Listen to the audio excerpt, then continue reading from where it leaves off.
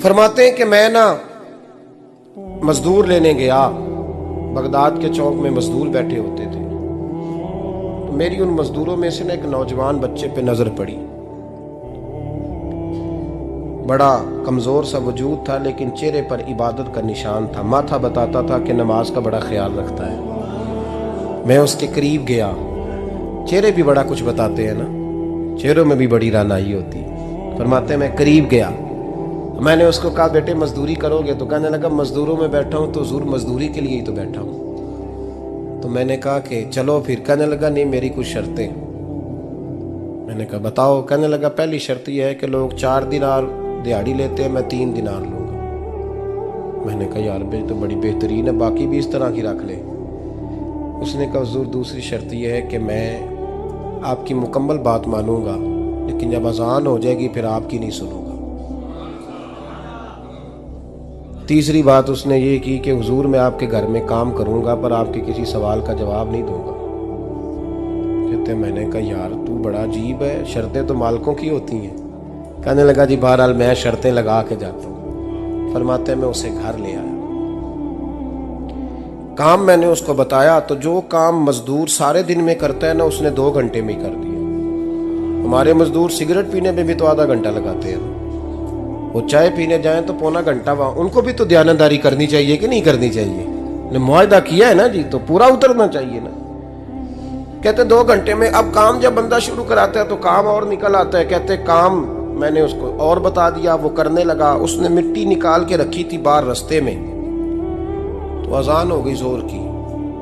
उसने वहीं कुदाल छोड़ी कही और चलने लगा। तो मेरा बेटा कहने लगा इसको जरा बराबर कर दो। कहने लगा चुप कर जा, तेरे बाप से बात हुई थी, जब अजान होती है तो मैं किसी और की नहीं सुनता, सिर्फ अल्लाह रसूल की सुनता हूँ। कहते मस्जिद चला गया, नमाज पढ़ के आया तो दोपहर का वक्त था। मेरी बीबी कहने लगी इसको को खाना खा ले। कहते हमने कहा खाना खा लो, तो कहने लगा मैंने रोज़ा रखा हुआ, रमज़ान भी नहीं था, नफली रोज़ा रखा हुआ। फरमाते हैं शाम हुई, मैंने 3 दिनार दिए। तो मैंने कहा तेरा नाम क्या है? कहने लगा मैंने आपसे कहा था मैं किसी सवाल का जवाब नहीं दूंगा। कहते वो चला गया। अगले दिन मैं फिर लेने गया उसे, काम कुछ और निकल आए। तो लोगों ने बताया वो सिर्फ हफ्ते वाले दिन आता है। मैंने कहा क्यों? कहने लगे जी वो कहता है मेरा हफ्ते का खर्चा 3 दिनार है, जब 3 दिनार कमा लेता हूं तो बाकी सारा टाइम अल्लाह रसूल की जिक्र में गुजार दिया करता हूं। फरमाते हैं अजीब। अगले हफ्ते मैं फिर लेने गया, मैंने पूरा हफ्ता इंतजार किया कि काम उसी से कराना है। मैं जब गया तो मैंने कहा चलो। कहने लगा मेरी शर्तें याद है ना? और मैंने कहा याद है भाई साथ चल। फरमाते हैं काम कराया, 2-3 हफ्ते वो आता रहा। एक हफ्ते में गया तो लोगों ने कहा हुजूर आज नहीं आया। क्यों? कहने लगे बीमार हो गए। कहाँ घर है? कहने लगे बगदाद के कब्रिस्तान के पीछे जो कच्ची आबादी है उसमें रहता है। फरमाते मैं गया, दरवाजे पे दस्तक दी तो कहने लगा हुजूर आप हैं? दरवाजा खोला है, आ जाइए। फरमाते मैं अंदर गया तो मैंने कहा तुम्हें कैसे पता चला मैं आया हूँ? कहने लगा हुजूर अल्लाह वाले हो, आप नहीं आना था, वरना अमीर तो गरीबों का पता लेने कोई नहीं आते।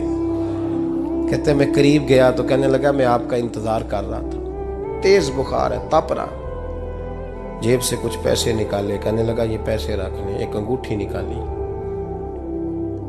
कहने लगा हुजूर आज रात को मेरा इंतकाल हो जाएगा, इन पैसों का कफन खरीद के सुबह जनाजा पढ़ के मुझे दफन कर देना, और जब दफन करो तो ये अंगूठी लेके असर के बाद हारून रशीद के पास जाना।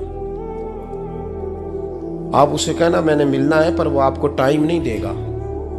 आप उसको आवाज दीजिएगा कि तेरी एक अमानत है मेरे पास, फिर वो आपसे मिलेगा तो अंगूठी दे दें, फिर आप मेरी तरफ से फारिग हैं। हज़रत फरमाने लगे तेरा नाम? और कहने लगा हुजूर वक़्त थोड़ा है, आज रात मैंने जाना है, बड़ी लंबी माफ़ी मांगनी है रब करीम से, अगर मुनासिब समझे तो मुझे अपने रब से तन्हाई कर दे दे। फरमाते हैं मैं आ गया पर उसकी बातों ने मुझे सारी रात सोने नहीं दिया। फरमाते हैं सुबह बड़ी मुश्किल से सूरज निकला, मैं गया दरवाजे पे हाथ रखा तो दरवाज़ा खुला हुआ था।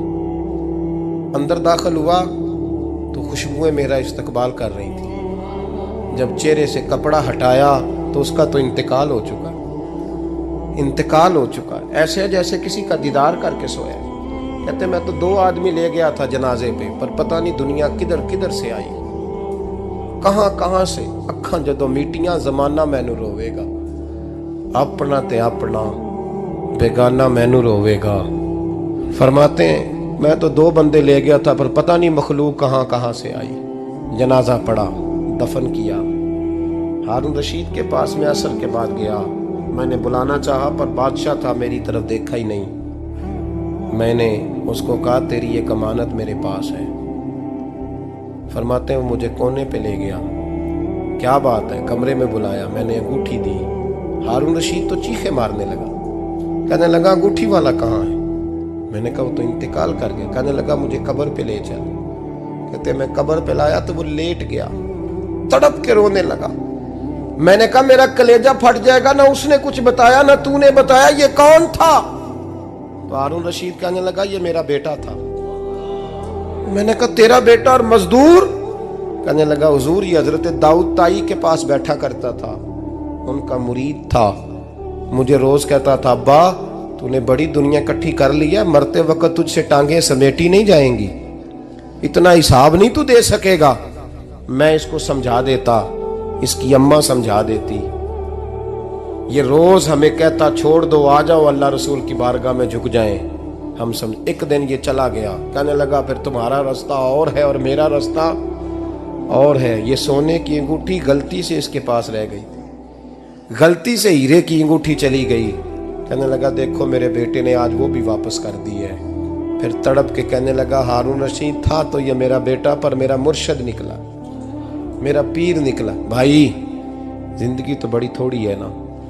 बाबा साहब ने कहा था उठ फरीदा सुत्या, और दाढ़ी आ गया पूर, अग्गा नेड़े आ गया, पिछा रह गया दूर। उठ फरीदा सुत्या, खलकत वेखन जा, मते कोई मिल जाई बख्शिया ते तू ही बख्शिया जा।